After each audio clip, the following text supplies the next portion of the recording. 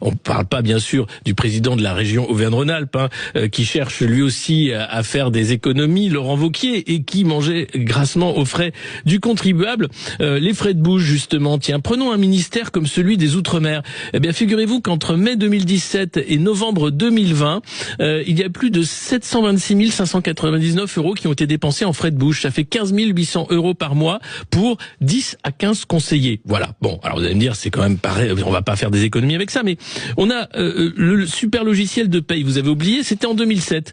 Ça s'appelait l'ONP, l'opérateur national de paye, qui devait gérer la paye des 2,7 millions d'agents dans les ministères, un logiciel pour faire des économies, lancé en 2007, abandonné en 2014, qui a coûté entre-temps 346 millions d'euros.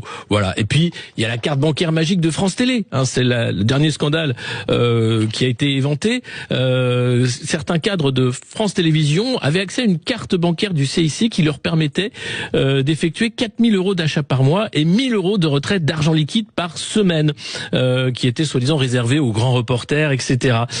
C'était pour ces journalistes envoyés en reportage à l'étranger. Bon, France Télé s'est dit, bon, effectivement, il faut peut-être qu'on revoie cette carte magique. Le budget de France Télévisions, c'est un déficit en 2025 de 41,2 millions d'euros. Voilà. Alors, Amélie de Montchalin nous explique que, attention, les économies, c'est pas facile parce que derrière, on paye des services publics. Maintenant, je pense qu'il faut que nous ayons ensemble un discours de vérité. La dépense publique, elle sert les Français. Elle paye l'école, elle paye les hôpitaux, elle paye les policiers, elle paye les douaniers. Et donc, il n'y a pas de réduction de la dépense publique magique. Alors si, par exemple, prenons le cas de l'hôpital, je vais prendre que celui-là, mais on pourrait faire une émission en fait de 2 heures.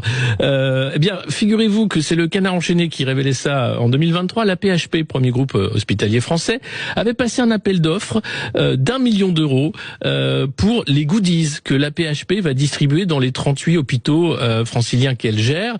Alors, au programme de ces goodies, des gourdes vintage, des mugs siglés, des cendriers de poche en aluminium, des médailles sportives avec tour de cou, des sacs en coton, des mousquetons promotionnels, des cartes à planter contenant des graines de fleurs. Et oui, et pour les patients, ils ne sont pas oubliés. Figurez-vous qu'il y avait des 2500 balles anti-stress qui étaient donc distribuées aux patients des urgences qui attendent parfois pendant des heures, des jours sur un brancard. Voilà où va notre argent. Moi, j'ai bien des idées quand même pour faire des économies et je pense que vous aussi, n'hésitez pas à nous le dire sur Sud Radio.